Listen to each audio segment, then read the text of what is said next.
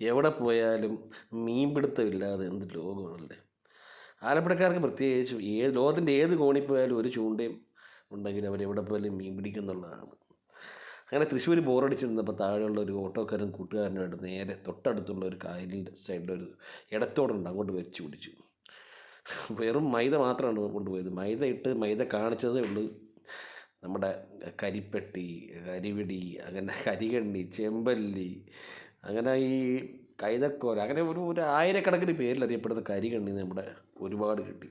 നേരെ വീട്ടിൽ കൊണ്ടുവന്ന് വെട്ടിക്കഴുകി തേച്ചെടുത്ത് നല്ല മുളകും മല്ലിയും കുരുമുളകും മഞ്ഞപ്പൊടിയും ചേർത്ത് മസാല ഇട്ട് കൊണ്ട് വെളിച്ചെണ്ണയ്ക്കകത്ത് വറുത്തെടുത്ത് ഒരു ദിവസം മുഴുവൻ അതിൻ്റെ ഓർമ്മകളായിരുന്നു കേട്ടോ. കുറേ നാൾക്ക് ശേഷമാണ് ചൂണ്ടിടാൻ പോയത്.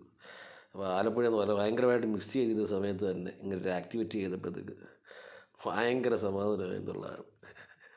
മീൻപിടുത്തം ഇഷ്ടമുള്ളവരെല്ലാവരും ലൈക്ക് ചെയ്യണം കേട്ടോ, ഷെയർ ചെയ്യുകയും ചെയ്യണം കേട്ടോ.